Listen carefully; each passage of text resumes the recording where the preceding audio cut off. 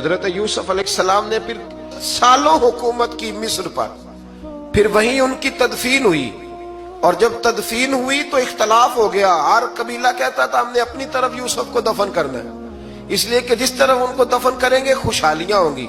پھر فیصلہ ہوا کہ سنگ مرمر کے تابوت میں رکھ کے حضرت یوسف کو دفن کیا جائے، اور دفن کرنے کے بعد ایسی جگہ پہ دفن کیا جائے جہاں سے پانی چھو کے گزرتا ہے۔ تو ان کو وہاں دفن کیا گیا، پانی چھو کے گزرتا تھا، لوگ کھیتیوں کو لگاتے تھے اور مصر سرسبز و شاداب رہتا تھا۔ اور پھر حدیث پاک میں موجود ہے، مولا علی شیر خدا رضی اللہ تعالی عنہ فرماتے ہیں کہ نبی کریم علیہ السلام کی بارگاہ میں ایک اعرابی آیا، حضور نے فرمایا کچھ مانگ لو اس دیہاتی سے۔ حضور نے فرمایا ہے آج وہ مائل باتا، اور بھی کچھ مانگ لے۔ تو وہ کہنے لگا حضور آپ مجھے سواری کے لیے اونٹ دے دیں۔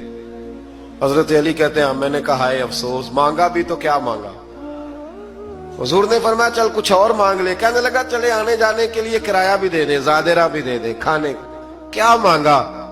تو حضور علیہ السلام نے اسے دے دیا۔ تو محبوب فرمانے لگے تجھ سے تو موسیٰ علیہ السلام کے دور کی وہ بوڑھی اچھی تھی۔ کہا وہ بوڑھی کون سی بوڑھی؟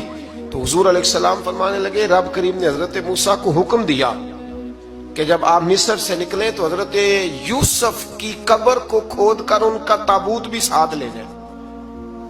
حضرت سیدنا موسیٰ علیہ السلام نے عرض کی مالک وہ کیسے پتہ چلے گا؟ فرمایا وہ تو آپ نے خود ہی پتہ کرنا ہے کہ وہ تابوت کہاں ہے۔ وہ دریا کے اندر تھا۔ کیسے پتہ کرتے کرتے پتہ چلا کہ ایک بوڑھی اماں ہے، اسے پتہ ہے تابوت کہاں ہے۔ وہ کدھر ہے تابوت؟ تو بوڑھی اماں کو پتہ ہے۔ حضرت موسیٰ بوڑھی کے پاس گئے، کہنے لگے اماں وہ تجھے پتہ ہے یوسف کی قبر کہاں؟ کہنے لگی پتہ ہے۔ تو کہا اماں پھر بتا دو۔ کہنے لگے مفت میں بتا دوں، نبی کے مزار کا ایڈریس اور فری میں بتا دوں، یہ کیسے ہو سکتا ہے؟ تو حضرت سیدنا موسیٰ فرمانے لگے چل قیمت لے۔ طبرانی کی حدیث ہے، حضور بیان فرماتے ہیں حضرت موسیٰ کہنے لگے بتا کیا لے گی؟ کہنے لگی مجھے نہ جنت میں وہ والا مکان دلائیں جس کے پڑوسی موسیٰ علیہ السلام ہو، میری اور آپ کی دیوار کٹھی ہو۔ کیا عقیدہ کند؟ اللہ اکبر۔ تو حضرت موسیٰ کہنے لگے چل اماں مہربانی کر جنت مانگ لے، اب تو پڑوس ہی مانگنے لگ گئی ہے۔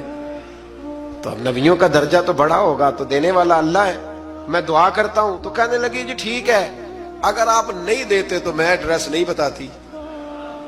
تو حضور فرمانے لگے اس سے تو وہ اچھی تھی۔